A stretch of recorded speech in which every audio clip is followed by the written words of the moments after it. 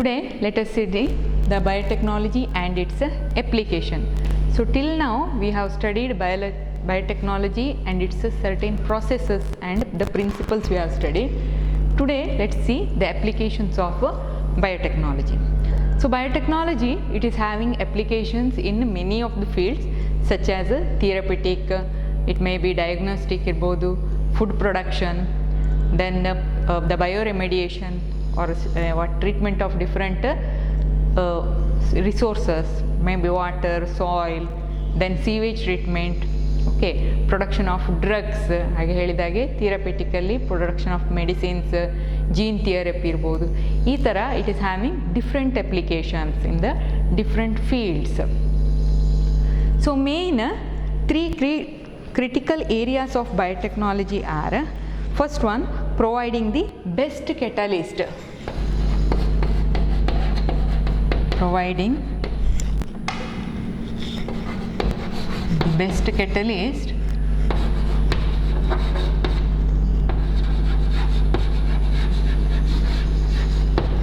in the form of organism, microorganism or its enzyme. So that is the first criteria or critical areas we can say. Then second one, maintenance of that microorganism,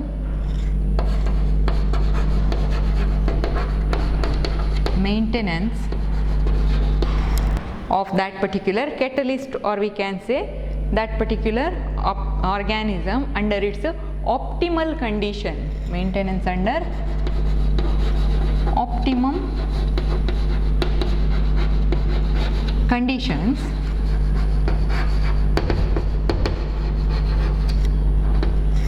okay, in order to what, get the different products you can say. And finally the downstream processing,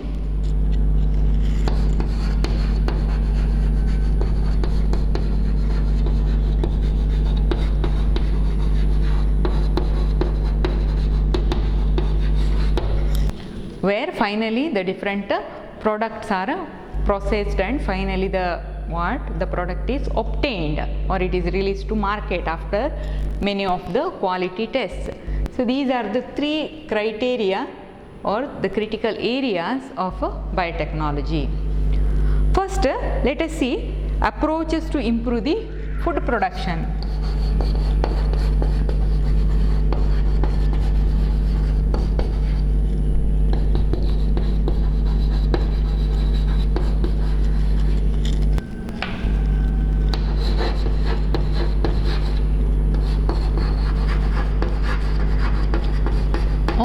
The different approaches which are present in agriculture, agriculturaliruvanತಹ different approaches. Mainly again in agriculture three different approaches we can see. First one, agrochemical based agriculture,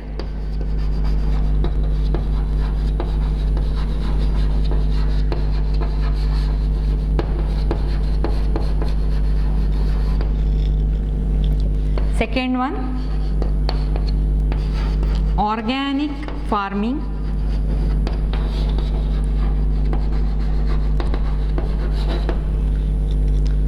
then third one, use of genetically modified organism or genetically engineered based agriculture. There are three different approaches can be seen in order to increase the food production. So first one, agrochemical based agriculture. So in agrochemical based agriculture different chemicals are chemical fertilizers are used in order to increase the yield annu increase ಮಾಡಲಿಕ್ಕೆ, production annu increase ಮಾಡಲಿಕ್ಕೆ chemical fertilizers are used. When the chemical fertilizers are used, we can see the increase in the production, but it is having certain drawbacks or disadvantages. These chemicals they are certain times they are harmful to other organisms. Here not only the fertilizers, in addition to fertilizers, the pesticides, insecticides, they are also what? The chemicals. They may produce harmful effects, or they will produce the harmful effect on other organisms. Further, the chemical fertilizer, whatever we are adding to the soil, it decreases the fertility of the soil. So after a period of time, one satige at a time it may increase the fertility of soil, but later on, after a period of time, what happens? The soil will loses its fertility. Okay. Then along with the useful along with the certain insect pests, the useful organisms, they are also killed due to addition of these insecticides and the pesticides. Okay, hagagi the agrochemical, then the chemical fertilizers, they are expensive compared to the organic fertilizer or the manure, cow dung, adakella compare madidre the chemical fertilizers are expensive. Farmer, he has to buy the chemical fertilizer. Then it may affect the food chain system also, not only the organism present in that particular field, but sometimes what happens, due to flow of water, the water resources, they are also get polluted.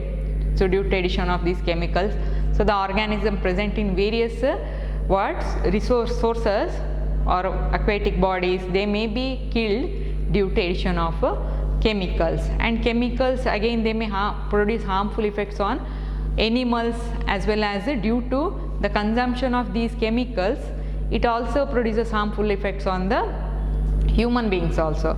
So one of the commonly known chemical, that is endosulfan, nowadays also it is producing different harmful effects, isn't it? In order to increase the fertility or the product, en madidru endosulfan chemical was used, but later on what happened, it caused the many of the side effects, many of the diseases, or we can see many of the problems, it arise due to the application of the endosulfan chemical. Hagagi chemical fertilizer at a time it may produce the vast productivity, tumba production agbodu, but it is having many harmful effects. Then second one, organic farming. In organic farming, we are using organic manure. It may be cow dung or the manure which is used due to earthworms. Okay, earthworms, they may be added to the soil, and that soil is used. Ee tara organic fertilizer is used. Okay, or vegetable waste which is converted into fertilizer. Ee tara use maduvantaddu. Okay, here organic farming, it is the process here, it is bit slower compared to chemical fertilizer. Chemical fertilizer alli bandanta yield organic agriculture alli atha organic farming alli ashtu vegagi barudilla. Then second thing is, some certain times it may cause certain diseases to the plants or the crops. Cropsಗೆ ಕೆಲವೊಂದು diseases ಬರುವಂತಹ chances ಇರ್ತದೆ, because we are using the organic manure, it may be produced in some other place. Okay, so in such conditions, that particular animal, it may be suffering from particular disease. In such a condition, if we are using that cow dung, that dung, or the excreta of certain birds, the birds, it may cause a certain diseases such as bird flu ಎಲ್ಲ ಇರುವಂಥ chances ಇರ್ತದೆ ಕೆಲವೊಮ್ಮೆ. So excreta of such birds, if it is used as a fertilizer, it may spread the disease. So ಇಂಥ chances ಕೂಡ ಇಲ್ಲಿ ಇರ್ತದೆ. But it is a bit safer compared to the agrochemical based agriculture. ಅದಕ್ಕೆ compare ಮಾಡಿದರೆ organic farming is bit safer. Okay, it is safer, there is no side effects here. Okay, so fertility of soil is maintained here. Soil doesn't loses any type of fertility. Okay, and it doesn't cause any pollution, but certain times it may cause certain diseases. ಕೆಲವೊಮ್ಮೆ plant diseases can be caused. So ಹಾಗಾಗಿ in order to overcome, ಇಲ್ಲಿ ಏನು ಮಾಡ್ತಾರೆ ಹೇಳಿದರೆ, the green revolution ಅಥವಾ ಹಸಿರು ಕ್ರಾಂತಿ ಏನು ಹೇಳ್ತೇವೆ,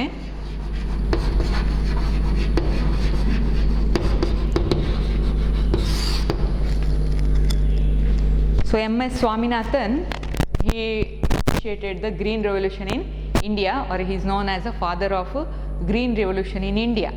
ಇಲ್ಲಿ ಏನಾಯಿತು ಹೇಳಿದರೆ, there was in India we know the population is very high, so in order to produce the products which are required, or the crop which is required for the huge population, Green Revolution was started. So ಇಲ್ಲಿ in Green Revolution they improved the different crop varieties ಅನ್ನು ಏನು ಮಾಡ್ತಾರೆ, improve ಮಾಡ್ತಾರೆ by different hybridization techniques. ಬೇರೆ ಬೇರೆ hybridization technique use ಮಾಡಿ crop ವೆರೈಟಿಯನ್ನು ಫಸ್ಟಿಗೆ ಇಂಪ್ರೂವ್ ಮಾಡ್ತಾರೆ. And there also they have started using again certain chemical fertilizers were used, but later on they came to know that it causes pollution. Even in previous chapter I told, in hybridization technique what happens, certain unwanted characteristics they are multiplied in the next generation. ಹಾಗಾಗಿ ಇಲ್ಲಿ ಏನು ಮಾಡ್ತಾರೆ, finally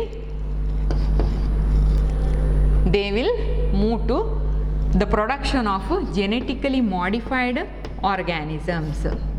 Finally start producing the genetically modified organisms, or we can say genetically modified crops. In genetically modified crops, or that is known as genetically engineered based agriculture, where genetically modified crops or the plants are used in agriculture, where the desired DNA or the gene, it is ligated in the host plant, ಆ plant ಅಥವಾ ಕ್ರಾಪಲ್ಲಿ ಲೈಗೇಟ್ ಮಾಡುವಂಥದ್ದು, so that either it can produce what, it can increase the production, or certain times if it requires it can produce the resistance against different types of microorganisms or against different type of insects. ಈ ಥರ finally ಏನು ಮಾಡ್ತಾರೆ, ಈ approach that is genetically engineered based agriculture was implemented in order to produce the more product. Let us see the advantages of genetically modified crops. Before that, let us see what is meant by genetically modified organisms. So genetically modified organisms means these are organisms in which the gene is altered by manipulation. Genetically modified organisms are organisms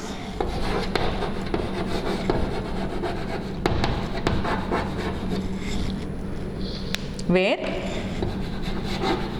the gene or DNA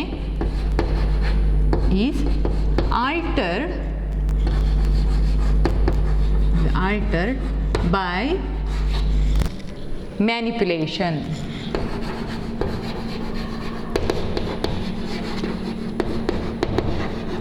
So that is known as genetically modified organisms. So genetically modified organism, it may be the plants, animals, okay, bacteria, fungus, okay. So different types of genetically modified organisms are seen. First let us see the advantages of using genetically modified plants or the crops. So these crops, they are more tolerant. Advantages of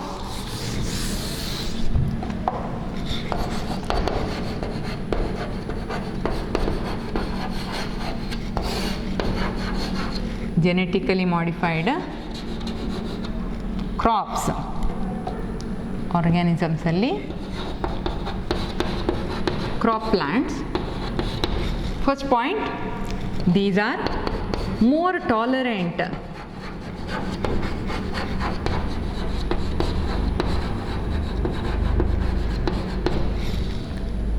These are more tolerant to stress, drought condition, salinity, okay, different temperature condition.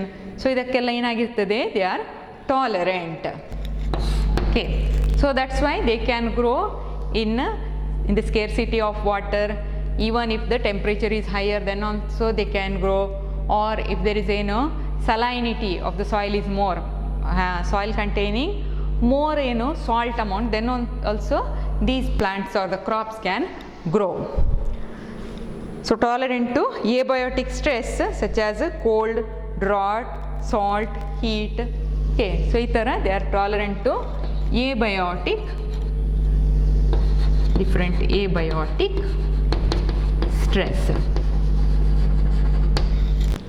Okay, such as a drought condition or scarcity of water or salinity, okay, as well as heat. So ಇದಕ್ಕೆಲ್ಲ tolerant ಆಗಿರ್ತದೆ. Then these crops, they have reduced the reliance on chemical pesticides. Reduced reliance on chemical pesticides. Okay. So we need not add different types of chemical pesticides. Pest means these are the nematodes, small organisms, circular organisms, roundworm like organisms which are present in the soil. So in order to get rid of these nematodes or the pest, usually in ಮಾಡ್ತೇವೆ pesticides are applied. But due to use of, if we are using genetically modified plant, we need not put again pesticides in the soil because already these plants are resistant to pest. Pestiಗೆ ಅದು resistance ಆಗಿರ್ತದೆ, ಅದರೊಳಗೆ resistance develop ಆಗಿರ್ತದೆ. ಹಾಗಾಗಿ we need not apply different types of pesticides. Then these are having reduced post harvest losses. Reduced post harvest losses. Post harvest losses means after harvesting, if suppose there are paddy anta andಕೊಳ್ಳಿ, then after harvesting it contains straws and then unwanted material. Usually these unwanted materials will be more, and some of the this grain itself, some grains they may be shrinked one. Okay, so ಆ ಥರ ಇರುವಂಥದ್ದು ಇರ್ತದೆ. But the genetically modified crops, in these crops the post harvest losses are less because ಇಲ್ಲಿ the vegetative growth is lesser compared to the normal plants. ತುಂಬ vegetative growth ಆಗೋದಿಲ್ಲ. The small plants or the small crops, they start producing the their products or the grain formation or seed formation will occur. So that's why post harvest losses are here less. Then or reduced post harvest losses. Then these can what absorb the minerals from the soil efficiently, or we can say efficiency of mineral usage is more, or efficiency absorption of minerals from the soil is higher compared to the normal plants. Normal plants ಗೆ compare ಮಾಡಿದ್ಲಿ ಇರೇನು rate of absorption of what the minerals from the soil is higher, so that's why they can efficiently absorb the required nutrients and they can grow well. And these genetically modified crops, they are rich in different types of vitamins.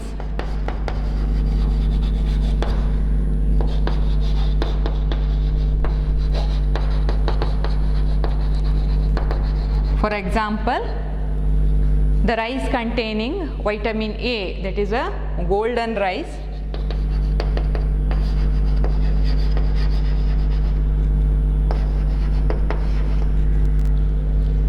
Okay. Then these genetically modified plants, they can also be used in industries, industrial usage. Industrial usage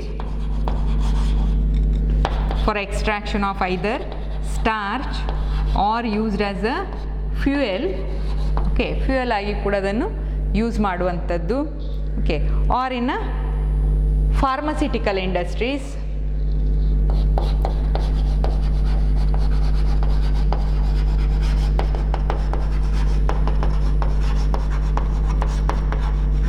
For the production of different types of drugs.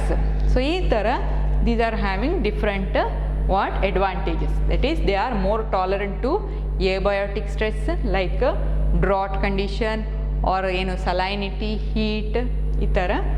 Then reduced reliance on chemical pesticides. Already the crop plants, they are having resistance against the pests or the insects, so that's why we need not add any type of pesticides to the soil or even insecticides to the soil. Then reduced post harvest losses.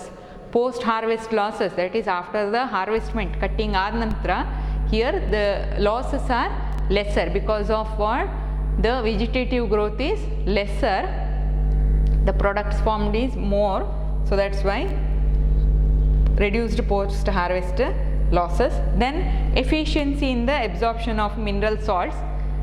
Mineral salts can be absorbed efficiently. Okay, and efficiently usage in the sense it will not entirely uses all the minerals which are present in the soil. How much it requires, that much only the minerals it will absorbs. So that's why meanwhile it will also maintains the fertility of the soil.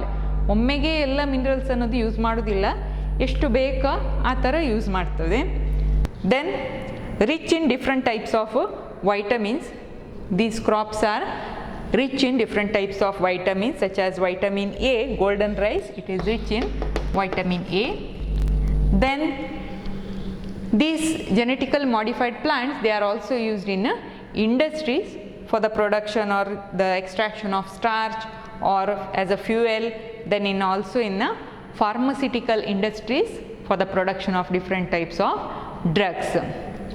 Okay. So that is about the advantages of genetically modified crops.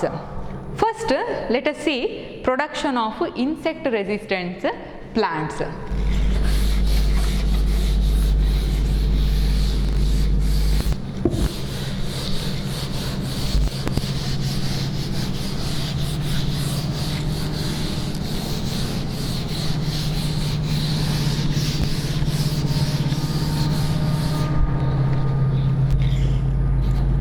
Production of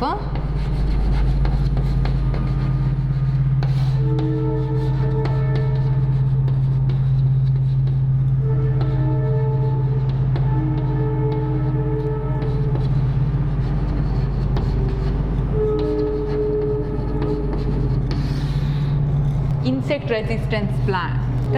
Commonly we call it as a BT plants ಹೇಳಿ ಹೇಳುವಂಥದ್ದು. Commonly these plants are known as BT plants or BT crops. So here the gene which is isolated from a bacteria, that is a Bacillus thuringiensis.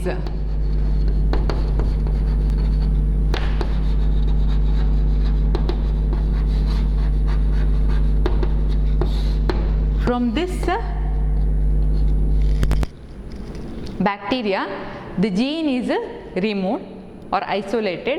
So this bacteria, Bacillus thuringiensis, it produces resistance against different types of insect. So bere insect against it will show the resistance. So this Bacillus thuringiensis, it contains a gene. The name of the gene is known as cry gene. So this cry gene, it actually produces what? Resistance against different types of insect.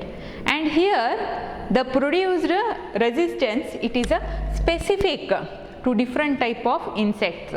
ಬೇರೆ ಬೇರೆ ಇನ್ಸೆಕ್ಟಿಗೆ ಬೇರೆ ಬೇರೆ type resistance ಅನ್ನೋದು show ಮಾಡ್ತದೆ. Okay, so cry ಜೀನಲ್ಲಿ there are different types of cry genes are present. Here the gene, it is removed or isolated from the Bacillus thuringiensis. It is incorporated into the plasmid ಪ್ಲಾಸ್ಮಿಡಲ್ಲಿ incorporation ಮಾಡಿ further it is what inserted into the host ಸೆಲ್ಲಲ್ಲಿ ಅದನ್ನು insert ಮಾಡುವಂಥದ್ದು.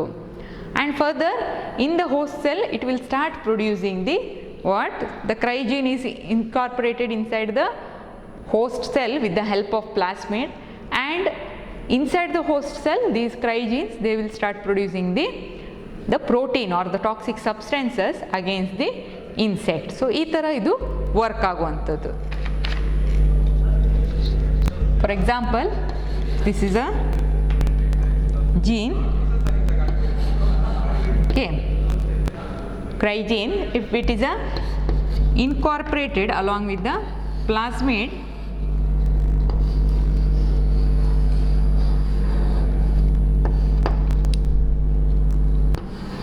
and it is further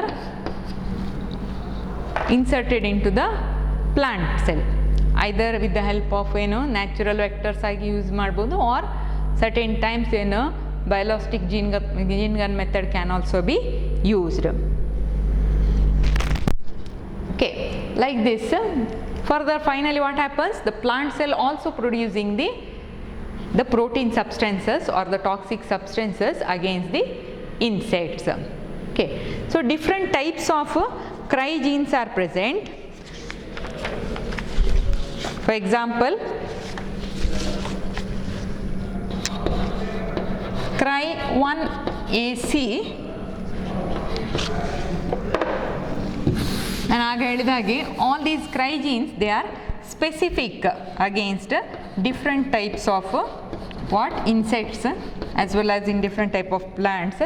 It produces Cry1AC and Cry2AB. They produces the toxin which controls the cotton bollworms.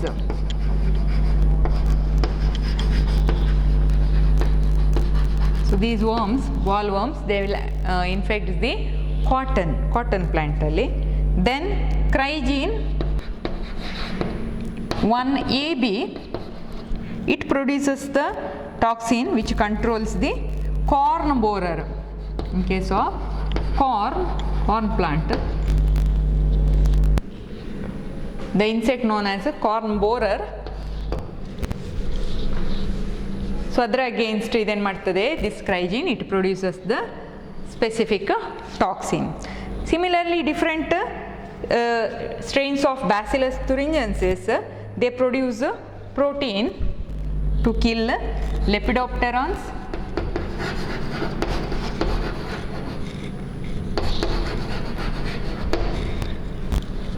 then coleopterans,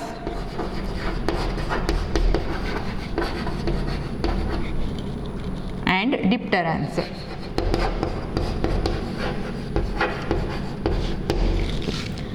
So in lepidopterans, tobacco budworm,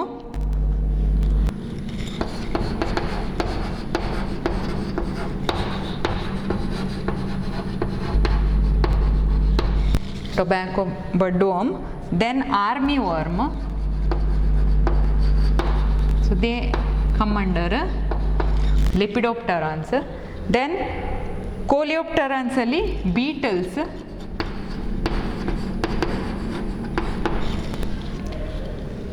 and under dipterans mosquitoes and flies.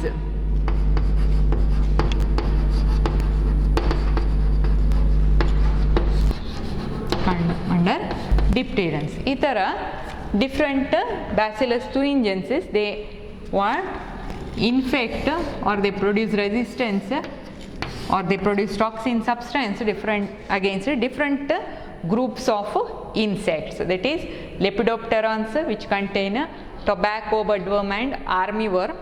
Okay. Then coleopterans, under coleopterans beetles will come, and dipterans, under dipterans mosquitoes and flies. So ee tara bere groups of insects are killed by the protoxin which is produced by the Bacillus thuringiensis, especially the gene which is present in the Bacillus thuringiensis known as a crygene, which produces the required protein. How exactly it will act on these insect, in the sense, Actually this cry gene, it produces the protein ಅನ್ನು produce ಮಾಡ್ತದೆ, which is actually the toxic. It produces the protein, and the protein, it is not toxic to the host cell ಗೆ ಅದು toxic ಆಗಿರೋದಿಲ್ಲ, only it is toxic to these insects. The protein, it will be in the form of protoxin. Protoxin ಆಗಿರ್ತದೆ, means in the inactivated form, it will be present in inactivated form.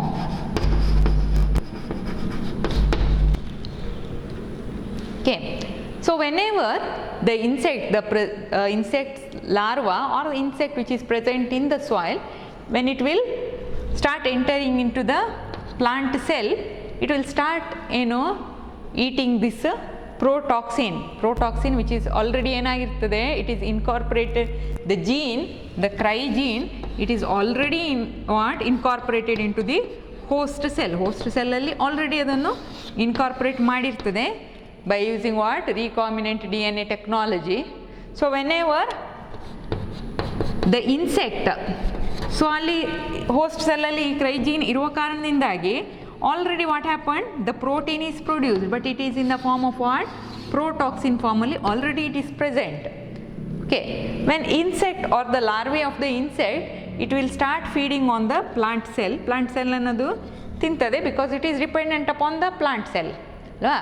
When it engulfs or when it eats the portion of the plant cell, what happens? The protoxin or inactivated toxin, it becomes a activated form due to the pH condition of the what? Insect na salivadalliruvantaha pH, it makes the what? The protoxin into a active toxin. Okay, protoxin ಅನ್ನು active toxin ಆಗಿ convert ಮಾಡ್ತದೆ. Inactivated form ಅಲ್ಲಿ ಇದ್ದದನ್ನು it converts into the activated form. It will get activated. So due to activation of this toxic, this is nothing but the toxic in the sense it is a protein. So when it get activated, it start producing the what?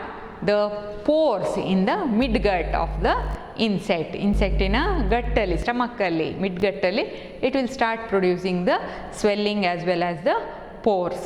So thus finally the insect will, or the larvae of the insect will die. ಈ ಥರ ಏನಾಗುವಂಥದ್ದು, resistance is developed in the plant cell or in the ಪ್ಲಾಂಟಲ್ಲಿ ಈ ಥರ resistance develop ಆಗಿರುವಂಥದ್ದು. Already the plant cell produces the, along with its DNA, it is having now the gene of the Bacillus thuringiensis, so that's why it produces the protein, but the protein, it is present in the form of what? Protoxin, means inactivated toxin.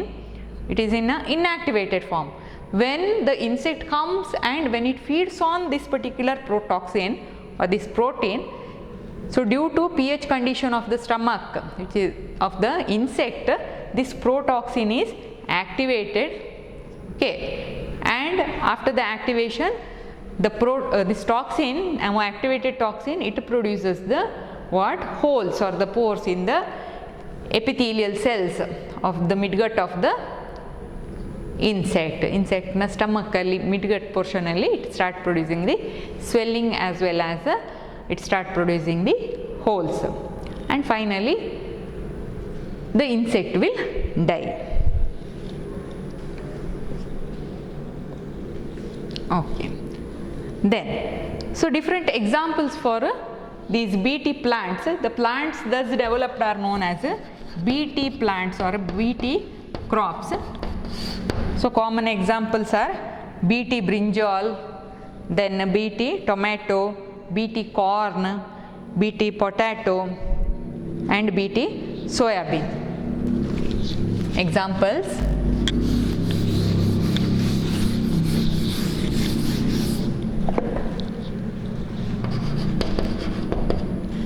BT cotton,